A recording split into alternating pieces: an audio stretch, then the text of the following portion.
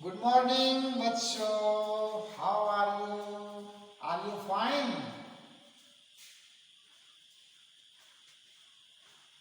अभी तो आपको बहुत से प्यार की जरूरत है।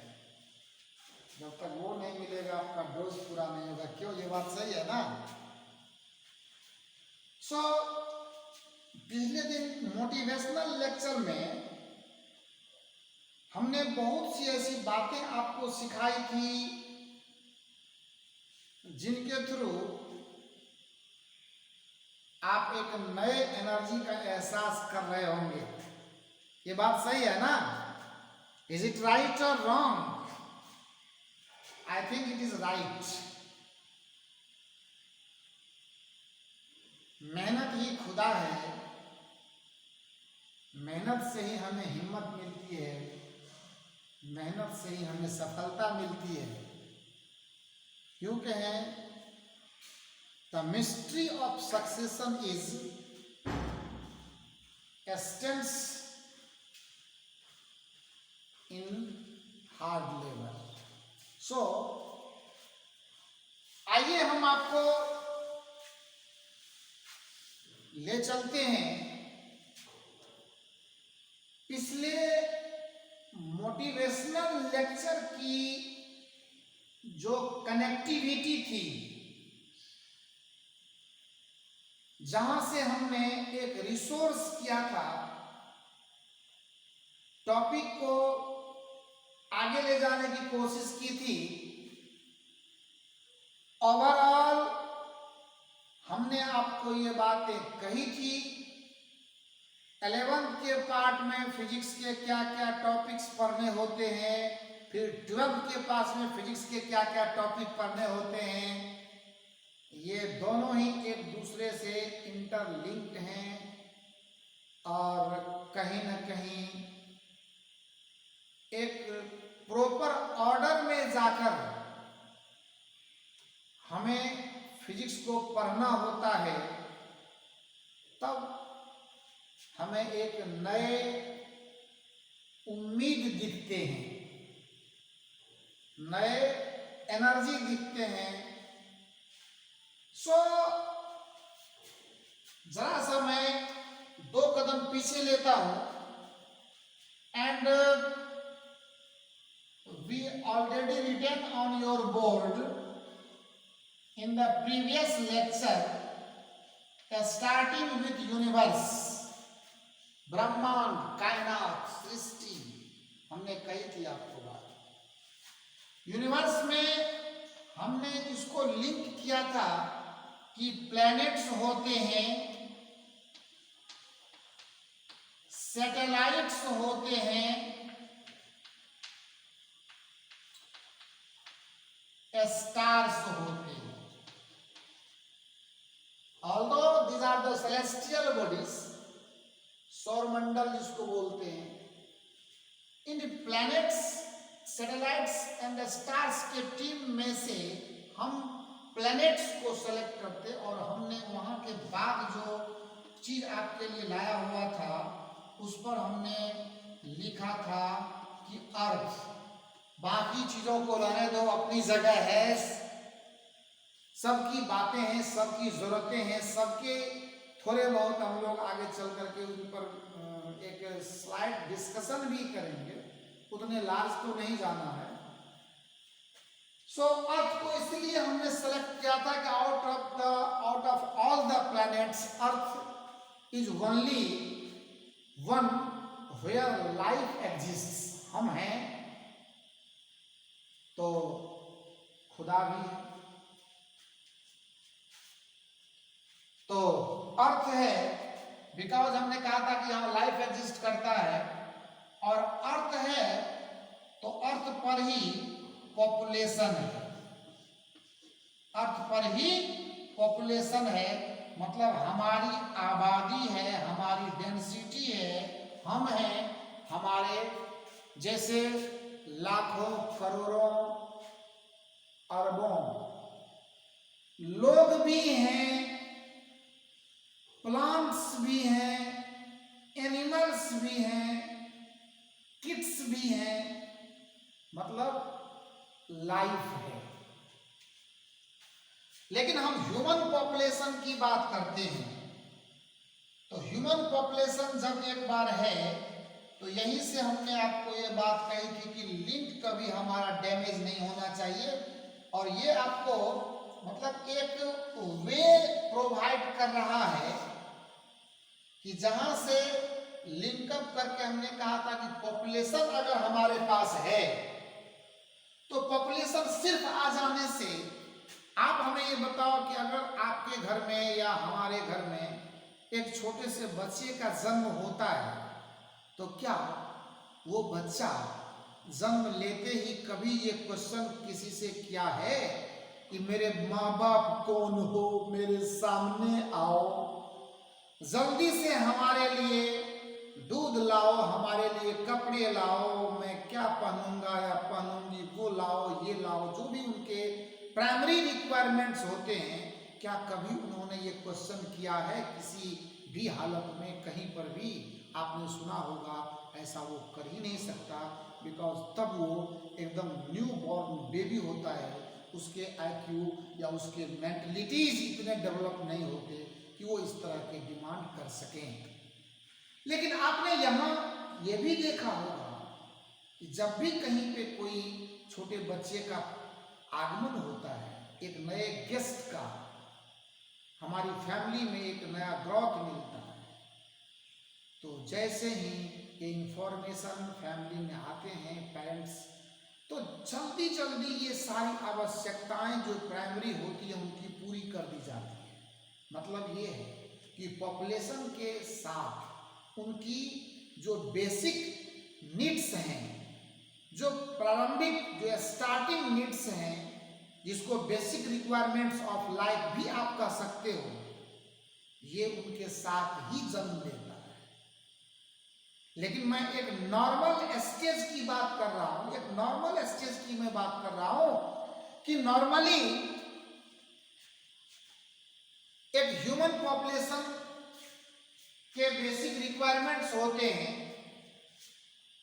जिस बेसिक रिक्वायरमेंट में हम आपको ये बताएं, इसको कहा जाता है बेसिक रिक्वायरमेंट्स।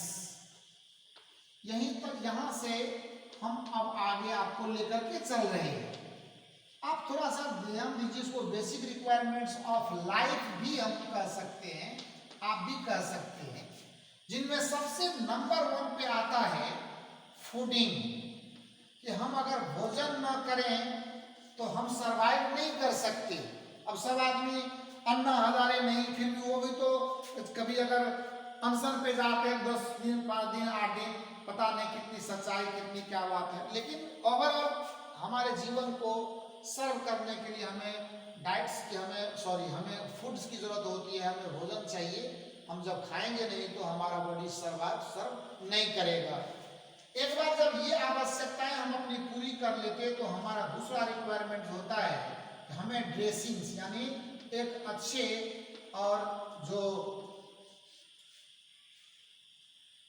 हमारे शरीर के लिए जो जरूरतें हैं वो ड्रेसिंग भी है, यानी हमें पहनने के लिए जिसको कपड़े भी कहा जाता है, उनकी भी जरूरत होती है। This is the second one. Now the third one is shelter, या इसको आप रेसिडेंस भी कह सकते हैं। ये 3 चीजें कहा भी गया है कि रोटी, कहा भी गया है कि रोटी और इसके साथ कपड़ा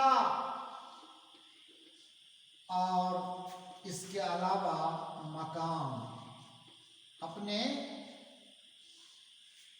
इंडियन फिल्म इंडस्ट्री ने एक मूवी भी बनाया हुआ है जिसका नाम ही है रोटी कपड़ा और मकान। अमिताभ बच्चन, मनोज कुमार है शायद इसमें। बहुत अच्छी मूवी है और लाइफ में बहुत कुछ सीखने का मौका भी मिलता है उससे। ये 3 चीजें हमारे लाइफ के सर्वाइवल के लिए, एक नॉर्मल लाइफ जो सर्व करेगा उसके लिए जरूरत होती है, इनकी जरूरतें हैं, ये आप भी महसूस कर सकते हैं और पता भी है। अब ये देखो कि ये 3 चीजें हर किसी को चाहिए, वो चाहे टैक्सी ड्राइवर हो, वो चाहे दिन रात काम करने वाले मजदूर हों, लेबर हों, वो चाहे अंबानी ग्रुप हो, वो चाहे टाटा ग्रुप हो, आप हो, हम हो या और जितने भी हैं, उनके लिए ये 3 चीजें जरूरी है। इनके बिना सर्वाइवल पॉसिबल नहीं है। अब इसमें मैं ये बात आपसे कर रहा हूं कि whether that person is disciplined or indisciplined, educated or illiterate, laborious or made man, not totally made, useless person भी कभी कभी कहते हैं हम लोग, लेकिन ये 3 चीजें उनको मिलनी चाहिए। बेगर है वो भी, उनको भी जरूरत है। गाय, बैल, भैंस, इसकी सेवा करने वाले को भी जरूरत है। मतलब हम आपको ये बताना चाहते हैं कि हमारे लाइफ में जैसे जैसे समय बदलता गया, हमारी आवश्यकताएं वही रही, उनके क्वालिटी में चेंज आया, ये अलग बात है। लेकिन एक चीज जो आज के डेट में, आज के दिन, nowadays, for our advance और मॉडर्न लाइफ, अगर मैं अपने लाइफ को एडवांस एंड मॉडर्न करना चाहता हूं, तो इसके लिए आज आपको एक और रिक्वायरमेंट जो बिल्कुल जरूरी है, बल्कि इसको भी अब आज के डेट में बेसिक रिक्वायरमेंट में शामिल किया गया है, और उसका नाम है एजुकेशन। शायद यहाँ तक हम आपको लेकर आए थे, एंड एक रिवीजन भी आपके लिए हो गया। शिक्षा, हो सकता है वो दिन आप नहीं देखे हैं, आपके पेरेंट्स ने देखा होगा, हम लोगों ने भी देखा है कि वही फैमिली जो तब हमारे खेतों में काम किया करते थे, जिनको हमारे साथ स्कूल्स में पढ़ने की हिम्मत नहीं होती थी, या वो अपने को उस लायक नहीं समझते थे, आज भी वही फैमिली मेरे ही खेत में काम कर रहे हैं, बट उनके जो न्यू जनरेशन है, हमारे ही खेत से कमाए गए पैसे के बल पर उनका बेटा भी आज किसी स्कूल में पढ़ रहा है, किसी हॉस्टल में रहकर पढ़ाई कर रहा है। मतलब ये कि उनको भी अब ये लगा है कि एजुकेशन जरूरी है, इसके बिना ये जनरेशन कभी भी आगे नहीं बढ़ सकता, कभी भी डेवलप नहीं कर सकता, कभी भी लोगों के अच्छे सोसाइटी में बैठने के लायक नहीं हो सकता। सो आपके मन में या बहुत लोगों के मन में एक तरह का कंफ्यूजन होता है कि एजुकेशन से अगर नौकरी नहीं मिली, गवर्नमेंट जॉब नहीं मिला, या अच्छा प्राइवेट जॉब किसी कंपनी में नहीं मिला, तो पढ़ करके क्या फायदा, एजुकेशन का क्या फायदा। तो फिर तो वो स्वार्थ की बात हो गई, वो तो बिजनेस हो गया कि नौकरी मिलेगी तो हम पढ़ेंगे, पढ़ाई में खर्च करेंगे, नहीं मिलेगी तो नहीं पढ़ेंगे, पढ़ने से क्या होता है। ये हमारी गलतफहमी है। सबसे पहले हमें ये बात जानना चाहिए, समझना चाहिए कि एक पढ़ा लिखा एजुकेटेड पर्सन जो होता है, उसका लाइफ स्टाइल चेंज कर जाता है। अगर वो 100 रुपये को भी खर्च करेगा, तो उसके खर्च करने के तरीके एक इलिटरेट पर्सन के रेस्पेक्ट में बेहतर होगा। मतलब he has got a better management for his life, and that is the result, that is the gift of education. और इसलिए पढ़ाई करनी चाहिए। जॉब मिलना नहीं मिलना ये बाद की बात है, ये अलग बात है। क्योंकि अगर हम एक एजुकेटेड पर्सन हैं, तो हम अपनी लाइफ को जीने के तरीके सीख लेते हैं, ढूंढ लेते हैं, और तब एक इलिटरेट पर्सन के रेस्पेक्ट में तब भी हमारा लाइफ उनसे बेहतर चलता है। हमारी खुशियाँ, हमारे तरीके अलग होते हैं, और इसलिए एजुकेशन की सख्त जरूरत है हमारे लाइफ में। अब इस एजुकेशन से आगे हम चलते हैं। एजुकेशन को अचीव करने का क्या क्या जरिया है। अब ये लिंक हमारा मेंटेन रहेगा, सो यू प्लीज सी। अब ये जो एजुकेशन है, इस एजुकेशन को गेन करने का, अब मैं आपको बताता हूं कि बाकी काम जो भी इस दुनिया में आप करना चाहते हो, उस सभी काम को करने के बहुत से तरीके हैं, बहुत से तरीके हैं। जैसे चाहो आप वैसे कर सकते हो, बहुत से तरीके हैं। लेकिन कहता है कि जब आप एजुकेशन को गेन करना चाहते हैं, तो एजुकेशन के गेन करने का, एक एजुकेटेड पर्सनालिटी होने का सिर्फ और सिर्फ एक मात्र ये वन वे ट्रैफिक है, सिर्फ और सिर्फ ओनली वन प्रोसेस है, और वो है स्टडी।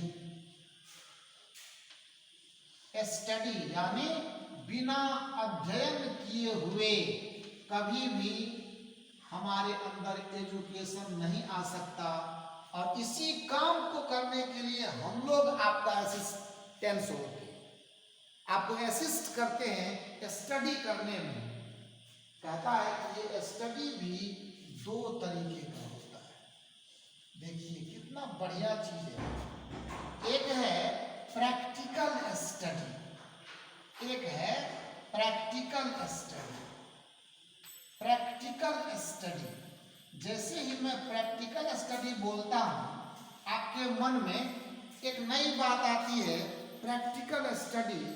और प्रैक्टिकल स्टडी से आप ये समझते हैं कि हमारे स्कूल्स में, हमारे कॉलेज में तो लैब होता है, वहाँ हम सोडियम क्लोराइड को डिफ्यूज करना सीखते हैं, हम वहाँ बॉइलिंग पॉइंट ऑफ वाटर निकालना सीखते हैं, हम वहाँ क्या बोलते हैं कि माइक्रोस्कोपी विजन करना सीखते हैं, सेल्स के को दिखाया जाता है।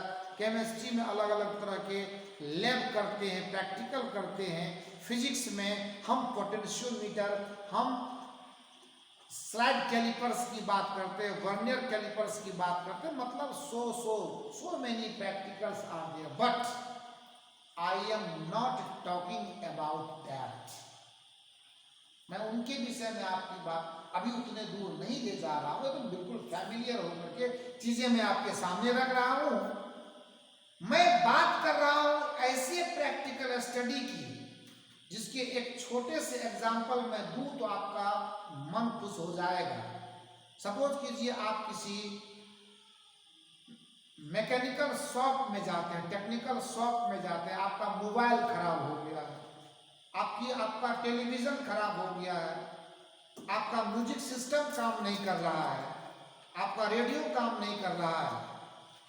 इसके लिए आप किसी ऐसे शॉप में जाते हैं जहां इनको अपडेट करने वाले, इसको बनाने वाले, ठीक करने वाले मैकेनिक्स होते हैं। शायद उनमें से कभी कभी आपने एक दो ऐसे भी इंसान को देखे होंगे जिनके पास कोई इंजीनियरिंग की डिग्री नहीं होती है, जो हो सकता है कि कॉलेज जाकर, स्कूल जाकर सर्टिफिकेट डेवलप ना किया हो, लेकिन इन सब आर्टिकल्स को बहुत अच्छे से वो सर्व कर लेता है। कहने का मतलब ये प्रैक्टिस के आधार पर, on the basis of practice, अपने सीनियर्स को देखा, उनके गाइड में रहा और उन्होंने जैसे जैसे किया वैसे वैसे करते करते करते करते वो प्रैक्टिकली इस चीज़ को सीख लिया। तो वहाँ पर भी स्टडी करी उन्होंने, किसी कॉलेज या किसी स्कूल में नहीं जा करके, ओनली देखा देखी के आधार पर, on the basis of practice. वो तो बात हो सकता है कि आपको लगे ऐसा तो मैंने देखा नहीं, लेकिन एक इससे भी थोड़ा सा नीचे उतर के आपने ट्रक तो देखा है। ट्रक में दो मेन फिगर्स होते हैं, एक ड्राइवर साहब और उनके लिए एक सर्वेंट होता है। इसको जनरली हम लोग सर्वर कहते हैं, सर्वेंट होता है, खलासी बोलते हैं उसको, ऐसे छोड़िए वो सब बात आपको पता नहीं इधर क्या कहते हैं हम लोग, अलग अलग जगहों का अलग अलग नाम है उनके। वो कोई लाइसेंस या लिस्टेड नाम नहीं है, वो ट्रेडिशनली लोग यूज करते हैं।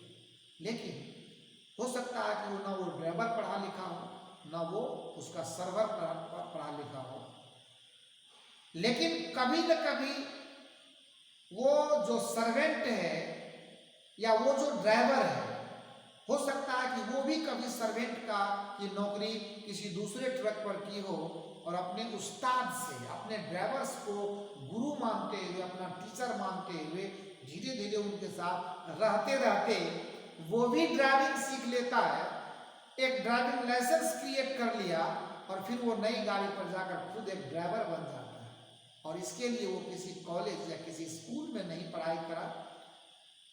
गैरेज में आप जो गराज में जाओ, कार बनाने वाले जो मैकेनिक्स होते वो किसी कॉलेज या स्कूल से पढ़ करके नहीं आते, किसी इंस्टीट्यूट के नहीं होते, ओनली अपने सीनियर्स को देख करके, हेड मैकेनिक को देख करके पहले तो वो सिर्फ रेंच घुमाना सीखते हैं, धीरे धीरे जो टेक्निकल पार्ट है उसको वो सीख के चले जाते हैं। सो वो गराज ही उनका स्कूल या उसका इंस्टीट्यूशन होता है और जो वो हेड मैकेनिक होते हैं वही उसके टीचर होते हैं, वही उसके ट्रेनर होते हैं। एंड ओनली प्रैक्टिस के बेस पर जाकर के वो ये एजुकेशन गेन करता है एंड सीधे वहां से वो अर्निंग भी करने को तैयार हो जाता है। Sir I am talking about that practical study, मैं उसके विषय में बात कर रहा हूं। तो वो भी एक स्टडी का जरिया है, लेकिन दूसरा पार्ट है इसका theoretical study. The second part is theoretical study, this is the second part. And ये थ्योरेटिकल स्टडी जो आप देख रहे हो ये है अब हमारे साथ। This is the part of study that is associated with us. हम आज जिस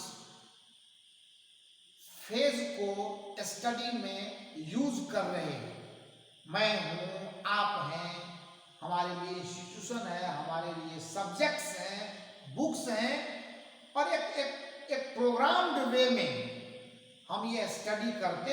and this is known as theoretical study, जिनमें क्या होते हैं, सब्जेक्ट्स होते हैं। शायद आज पहली बार आपको सब्जेक्ट का भी मतलब समझ में आएगा कि सब्जेक्ट किसको कहते हैं। कोई भी सब्जेक्ट, जैसे आप इसके पार्ट को देख लीजिए, आपने सुना होगा सब्जेक्ट में बंगाली भी होता है, बंगाली, सब्जेक्ट में हिंदी भी होता है, सब्जेक्ट में इंग्लिश भी है, सब्जेक्ट में सोशल साइंस भी है जिसमें हिस्ट्री से भी जोड़ किया जाता है, हम उतना डिटेल में नहीं, सोशल साइंस भी है, सब्जेक्ट में मैथ भी है, तो सब्जेक्ट में साइंस भी है। अब देखिए, आपको मैं धीरे से कहां लेकर, बताओ ऐसा कोई भी सब्जेक्ट है क्या जिनको स्टडी करने से हमें नॉलेज ना होता हो। और खास करके कोई भी सब्जेक्ट अगर आप बोलते, सपोज कीजिए आप 9th क्लास में हैं, 10th क्लास में हैं, और आप क्लासरूम में बैठे हो किसी स्कूल में, और उधर से एक मैथ के टीचर आते हैं आपका क्लास रन करवाने के लिए। क्या होता है वहां, जैसे ही मैथ के सर आते हैं तो आपके दिमाग में sine theta, cos theta, ax square plus bx plus c equal to 0, a plus b का whole square equal to a square plus 2ab plus b square. मतलब मेरे कहने का मतलब कि ये मैथ का नाम लेने से एक अलग तरह की चीजें आपके दिमाग में रन करने लगती है। एक मिलती जुलती हुई बातों को एक साथ कलेक्ट करके हम एक सब्जेक्ट बनाते हैं। जैसे मान लो अगर कोई हिस्ट्री की बात करता है तो तुरंत हमारे दिमाग में आता है कि ये अब अकबर की चर्चा करने वाले हैं, ये मुगल एम्पायर की बात करेंगे, ये गुप्त एम्पायर की बात करेंगे, ये दिल्ली सल्तनत की बात करेंगे, ये इंडियन इंडिपेंडेंस रिवॉल्यूशन की बात करेंगे। मतलब ये कि सब्जेक्ट जो है वो कैरेक्टेरिया ऑफ इवेंट को शो करता है कि इस तरह की बातें यहाँ मिलती हैं, and that is the subject. English की बात करते तो तुरंत मन में आता कि आज सर आने वाले, आज ग्रामर पार्ट पढ़ाने वाले हैं, या कोई पोट्री या कोई पोएम पढ़ाने वाले हैं, वहाँ पर जो है विलियम वर्ड्सवर्थ की कविताएं डिस्कस की जाएंगी। आज हो सकता है कि टेंस बताने वाले हैं, आज सेंटेंस बताने वाले हैं, आज वॉइस बताने वाले हैं, नरेशन बताने वाले हैं। तब उस समय में हमें a+b का होल स्क्वायर दिमाग में कभी रन नहीं करता।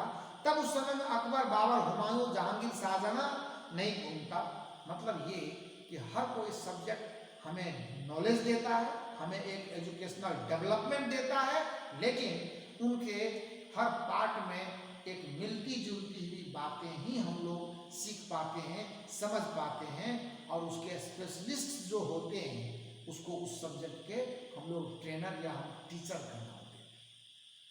साइंस टीचर होते हैं, ये हिस्ट्री वाले सर हैं, ये मैथ वाले सर हैं, आप लोगों ने भी कहीं देखा होगा, बल्कि देखते ही। जैसे हम हैं तो फिजिक्स वाले सर हैं, ऐसा बोलते हैं। चलिए, हर किसी सब्जेक्ट का काम है हमारे लिए एक नॉलेज डेवलप करना। तो जिस तरह से ऑल सब्जेक्ट्स पढ़ने से हमें हमारा नॉलेज डेवलप होता है, उसी तरह से साइंस की बात अब हम आपसे करने वाले हैं। And now we are slightly entering in the topic physical world, or we can say units and measurements, or we can say units and dimension, the first topic of physics, 11th physics का सबसे पहला chapter now going to start, और उसी के link में। और अब जरा सा आप इस बात को ध्यान में लीजिए, try to consider the scene, the scenario. मैंने जहां से हमने आपका काम स्टार्ट किया था, उस चीज को ऐसा लगता था उस समय में कि हमारे सर, ये इंसान जो अभी हमारे सामने है, पता नहीं हमें क्या बताने आया है, किधर लेके जाएगा, कौन सा टॉपिक है, ये फिजिक्स वाले हैं कि ये लॉजिक देने वाले हैं कि ये डायलॉग करने वाले हैं। तो मैंने कहा कि आपको कुछ भी अभी करना नहीं है, और अभी भी मैं कह रहा हूं कि आप अपना दिमाग अभी नहीं लगाएंगे जैसे जैसे हम कह रहे, क्योंकि ये वो सब्जेक्ट है जहां पे एक वर्ड अगर सही स्पॉट पे यूज न किया गया और कहीं अगर आपका दिमाग वाइब्रेट कर गया, तो फिर कितना भी मेहनत कर लीजिए, आप सही ट्रैक पर अपने आप को नहीं ला पाएंगे। इस चीज की पूरी लगभग गारंटी होती है। मैं इसलिए आपको बार बार अलर्ट करता हूं कि प्रॉपर ऑर्डर, सीक्वेंस में कहीं कोई दिक्कत नहीं आना चाहिए, और हमारी ये कोशिश हो कि हमें कहीं से कोई डिस्टर्बेंस ना मिले। साइंस, आपने देखा हर सब्जेक्ट को पढ़ने से हमें नॉलेज होता है, हमारा डेवलपमेंट होता है। और उसी तरह से साइंस की बात हम करें तो साइंस क्या है, ये हमारे दिमाग में अब पूरी तरह से सेट करना जरूरी होगा। आइए अब शुरू करते हैं। यहाँ से लिंक को मैं स्टॉप करता हूँ और सीधे साइंस को लाता हूँ। एक क्वेश्चन आपके दिमाग में मैं सबसे पहले डालता हूँ, व्हाट इज साइंस। जैसे इसका यह मतलब है कि हम साइंस को डिफाइन कैसे करते हैं, साइंस है क्या, ये किस तरह से हमारी मदद करता है, इसको पढ़ने से हमें क्या बेनिफिट होता है। What we know, how we develop to study the science. आइए हम आपके लिए बोले कि मैंने तो पहले ही कहा कि किसी भी सब्जेक्ट में एक तो पहली ब्यूटी होती है, उसको पढ़ने से हमारा नॉलेज डेवलप करता है और करता है। It is the real fact.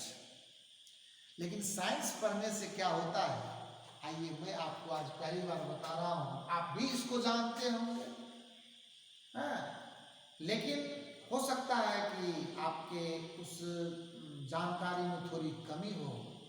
तो आइए ना हम तो उसी को पूरा करने के लिए हम लोगों ने जो एक टीम बनाया हुआ है, जो आप और हम मिलकर के जो एक ग्रुप बनाए हुए हैं, उसमें यही तो डिस्कशन है जो हमारा मेन स्ट्रीम है, और जहाँ से हमें एक बेहतर सिलेबस मिलने के आसार हैं, और आसार तो हैं, साथ में गारंटी भी है कि मिलेगी आपको, बस आपको हमारा साथ देना है। कहते हैं it is the branch of a study, कुछ भी नया नहीं, एकदम फैमिलियर चलिए। It is the branch of a study, study का ये वो ब्रांच है, it is the branch of a study that develops, वाह कितनी अच्छी बात है, that develops our technical knowledge, बहुत बढ़िया, very good, technical knowledge, knowledge technical knowledge भी तो कैसा, technical knowledge, very very important one. Knowledge में हमने अंडरलाइन किया, this is technical knowledge, technical knowledge. आइए, आपने सुना भी होगा साइंस एंड टेक्नोलॉजी, साइंस के साथ टेक्नोलॉजी वर्ड को हाँ जगह दी गई है। अब देखो टेक्निकल नॉलेज का मतलब होता है टेक्निक्स, टेक्निकल नॉलेज टेक्निक से टेक्निकल बना हुआ है, टेक्निक मतलब तकनीक, किसी भी काम को करने के लिए कितना जुगाड़ हम सेट कर सकते, कैसे टेक्निकली हम उसको कर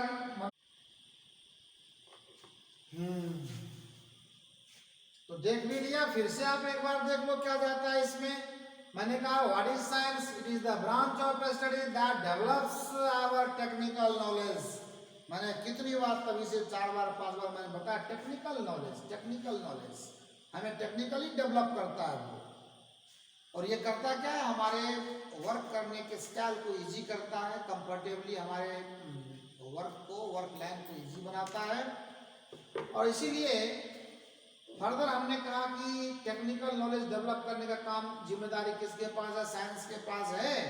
और साइंस को हम लोगों ने फर्दर स्टडी करने के लिए 2 पार्ट में बांटा है, एक फिजिकल साइंस है और दूसरा बायोलॉजिकल साइंस है। क्यों?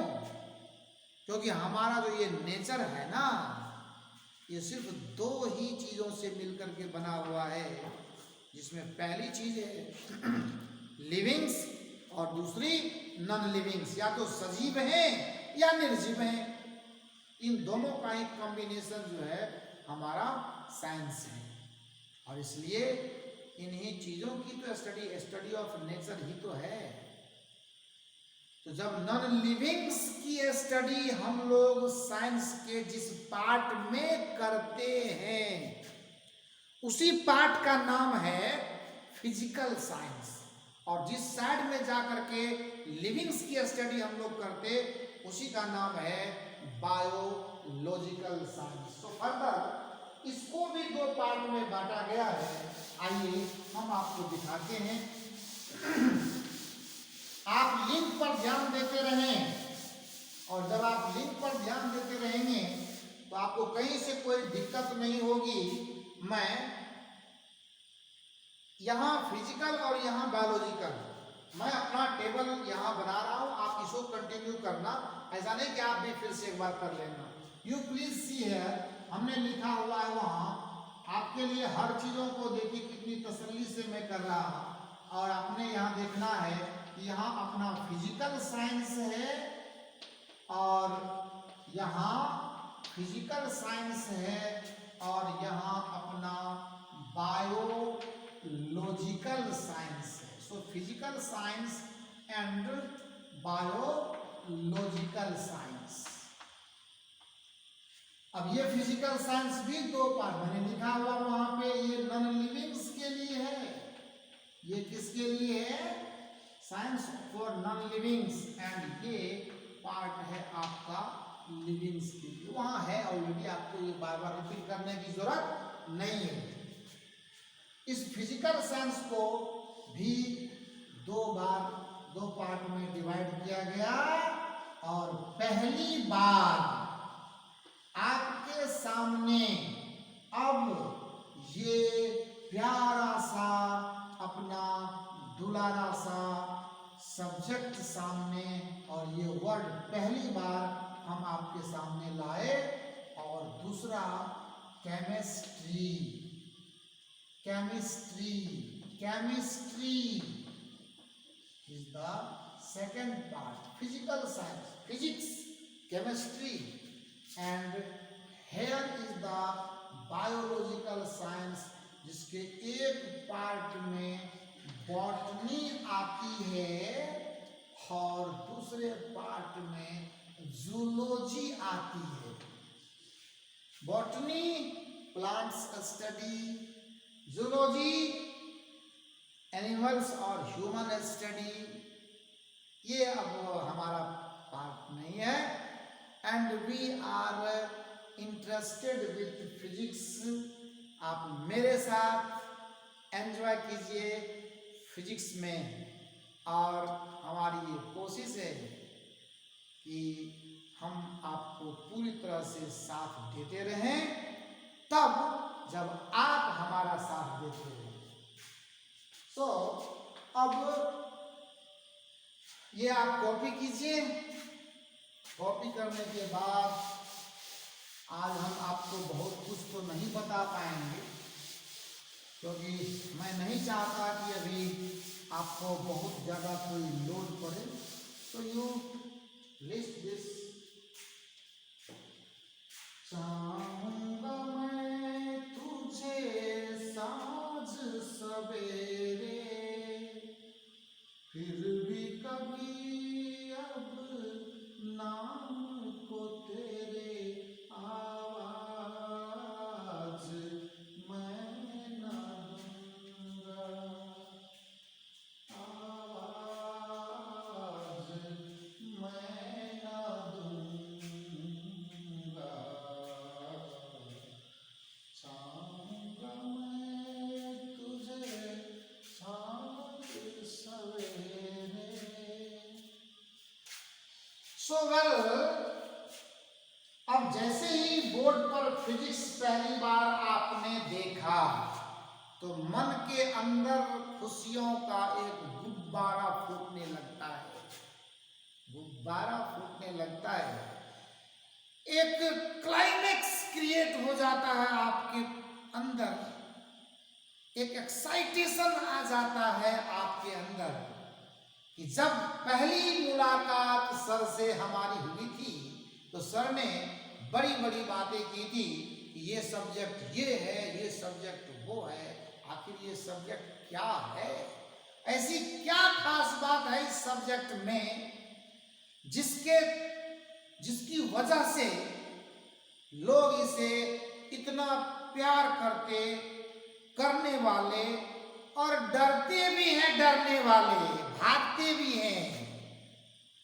मन में इच्छा शक्ति मजबूत होती है, लेकिन सबसे बड़ी बात है कि इस सब्जेक्ट को पढ़ने के लिए, इस सब्जेक्ट को अपना बनाने के लिए हम आपको पहले लेक्चर में हमारा जो मोटिवेशनल स्पीच हुआ था उसमें हमने आपको शेयर किया था कि आप ये जानो कि you have to go through the big sacrifice and thereafter you will be getting a good result, a better result, the best result in this subject. If you are able to do so, then you will be getting a better success. If you are unable to do so, you will be getting a better failure in the life. In your academic means engineering and medical career, the subject has very important, very great importance। और ये आप ऐसा नहीं समझ करके कि मैं physics deal कर रहा हूँ आपके लिए तो मैं अपने सब्जेक्ट की बड़ाई कर रहा हूँ। मुझसे मत पूछो, अपने सीनियर्स से पूछो, अपने और सीनियर्स से पूछो, या कोई डॉक्टर या कोई इंजीनियर साहब अगर मिल जाते हैं जो ऑलरेडी हैं, उनसे मत पूछो जो नहीं है। दर्द होता है उनके अंदर में कि मुझे फिजिक्स अगर आता तो मैं आज ये होता।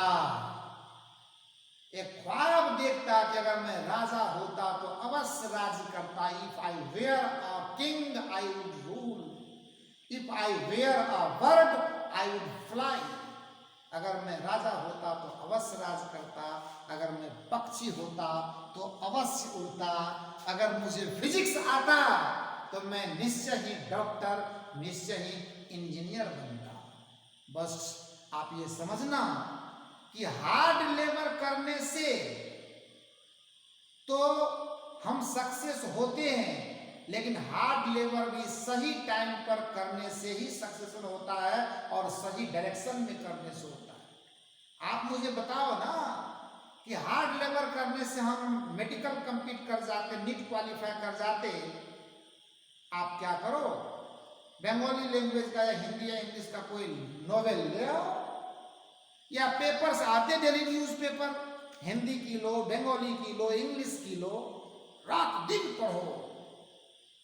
क्या ऐसा करके तब भी तो आप रात रात भर जग करके पढ़ाई करते हैं। अब मोबाइल तो रात रात भर देखने करते होंगे आप लोग, है ना।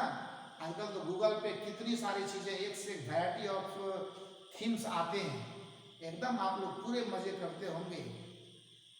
तो क्या आपको ऐसा करने से, मेहनत तो तब भी आप करते हैं, रातों रात जगते हैं, आप नेटवर्क पर जाकर के स्टडी करते हैं, एंड्रॉइड सेट पर जाकर के यूट्यूब पर आप स्टडी करते हैं, लेकिन क्या आप करते हैं, क्या आप पढ़ते हैं, क्या आपको पढ़ना चाहिए, कब पढ़ना चाहिए, ये बहुत इंपॉर्टेंट होता है।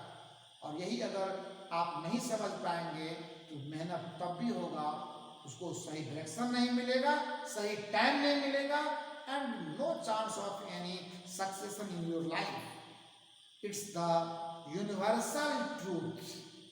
ये मैं नहीं कह रहा हूं, सभी सक्सेस किए हुए लोग कहते हैं, हमें भी किसी ने सिखाया तो मैं आपको ट्रांसफर कर रहा हूं। सो नाउ पहला क्वेश्चन हमारे दिमाग में एकदम से आता है, what is physics? What is physics? Physics है क्या? This is the question that arises in our mind, what is physics? Physics क्या है? इससे पहले साइंस की बात आई तो हमने आपको कहा कि साइंस जो है वो क्या है, क्वेश्चन तो अराइज क्या था ना, व्हाट इज साइंस?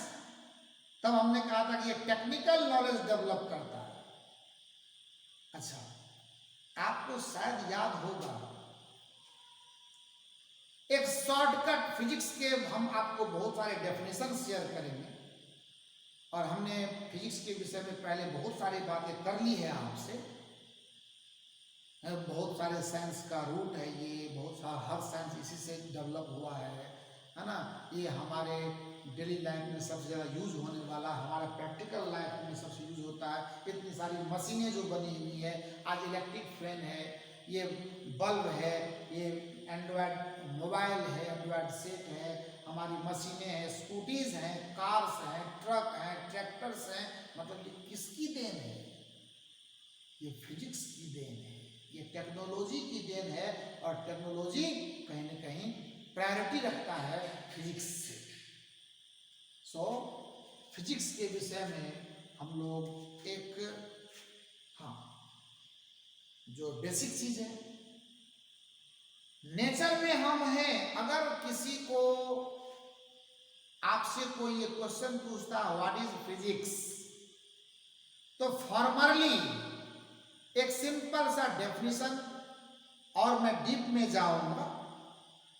लोग जनरली बोलते हैं physics is the study of nature and natural phenomena. मतलब ये तुरंत में क्विक में दिया गया डेफिनेशन है कि physics is the study of nature and natural phenomena. बात तो ये क्या हुई कि तार से गिरे और खजूर पर अटक गए, कि तब हमारे दिमाग में दूसरा सवाल खड़ा होगा। ये definition is already clear, 100% truth, but अब हमें ये पता नहीं है कि नेचर क्या है और नेचुरल फेनोमेना क्या है। न मैं नेचर को समझता हूं, न मैं नेचुरल फेनोमेना को समझता हूं, और डेफिनेशन दिया गया व्हाट कि study of nature and natural phenomena he physics कहलाता है। और इससे भी तो बहुत बड़े आश्चर्य की बात यह है कि जब हम लोग चाइल्डहुड था हमारा, मैं जब 4th 5th 6th क्लास में पढ़ रहा होगा, आप भी, हमारे टीचर ने तो हमें पीटा था। मैंने पूछा सर विज्ञान क्या है, तब की बात मैं कह रहा हूं, साइंस जब मैं डिफाइन कर रहा था तो उन्होंने बताया कि विशेष प्रकार के ज्ञान को विज्ञान कहते हैं। अरे भाई, विशेष प्रकार के ज्ञान को विज्ञान कहते हैं, वो विशेष प्रकार का ज्ञान कैसा ज्ञान है? लाल है, पीला है, हरा है, नीला है, व्हाट इट इज? तब हमने टीचर से रिपीट किया कि सर वो विशेष प्रकार का ज्ञान कैसा ज्ञान है? उन्होंने दबा के 2 लापा लगाया इधर से उधर से, कार्य कमीना गधा डेफिनेशन पे सवाल खड़ा करता है, डेफिनेशन पे चुप बैठ। फिर मैं बैठ गया। लेकिन तब से ये मन में बात आती रही, चलती रही लगातार, ये विशेष प्रकार का ज्ञान क्या है। और तब जब हम लोग आए यहां पर इस लेवल में, तो समझ में बात आई कि वो विशेष प्रकार का ज्ञान टेक्निकल नॉलेज है। तो साइंस में तो वो बात हम आपसे शेयर कर चुके। अब फिजिक्स में बात आई कि study of nature and natural phenomena, it is the study of nature and natural phenomena, nature and natural phenomena. वाह, very good. Nature and natural phenomena. Actually क्या होता है ना कि नेचर, ऐसे मैं बता रहा हूं, इस पर मैं आज ज्यादा आपको परेशान नहीं करना चाहता हूं। इसको प्रकृति बोलते हैं, इसको हम लोग क्या बोलते हैं? प्रकृति भी कहा जाता है, गुजरात के लोग इसको प्रकृति कहते हैं। और नेचुरल फेनोमेना जो होते हैं ना, नेचुरल फेनोमेना, इसको हम लोग प्राकृतिक घटनाएं बोलते। प्राकृतिक क्या बोलते? प्राकृतिक। ये मैं अपने इंटरेस्ट से लिख रहा हूं, आप बुरा नहीं लगाना इसका। आपकी इच्छा हो तो आपको लिखना, आप मत लिखना, बल्कि ये मैं अपने लिए लिख रहा हूं। मुझे मजा आता है हिंदी कभी कभी लिखने में, क्योंकि वर्षों बीत जाते हैं हिंदी पर काम करते हुए। सो हमें बहुत प्यार है हिंदी से। मैं 10th में मेरा जो लिटरेचर था वो हिंदी ही था, और इसीलिए मैं बहुत प्यार करता हूँ। और इसे आप अपना मदर टंग भी है, तो इसीलिए भी नेशनल भी है, जो भी है, तो इसके लिए भी मैं थोड़ा लगाव रखता हूँ, रखना भी चाहिए आपको भी। और भी लैंग्वेज आप जानते हैं, अच्छी बात है, लेकिन ये पूरे नेशनल में, पूरे हर जगह पे हम लोग चाहते हैं कि लोग इसको सीखें, जानें। आप में अगर कोई दिक्कत है तो आप उसको कोशिश कीजिए, क्योंकि ये आपके लिए थोड़ा सा फ्रूटफुल होगा। चलिए, कोई बात नहीं। नेचर मतलब प्रकृति, नेचुरल फेनोमेना मतलब प्राकृतिक घटनाएं। आज मैं बस इतना ही आपके लिए रख रहा हूं, और जब अगले लेक्चर में मिलेंगे तो यहाँ से हम आपको सबसे पहले नेचर को बताएंगे, और तब हम नेचुरल फेनोमेना को बताएंगे। इसके लॉट ऑफ एग्जांपल्स आपके सामने लाएंगे, और तब आप देखेंगे कि मैं फिजिक्स को कितने तरीके से डिफाइन करके आपके सेटिस्फैक्शन लेवल के ग्राफ को एकदम पीक पर पहुंचाने की कोशिश करूंगा। बस आज हमारी दुआओं के साथ, और आज रमजान का पहला दिन है, इसकी भी एक दुआ हमारे हम आपके लिए करें, आप हमारे लिए करें। और अब यहीं से हम आपको आज के लिए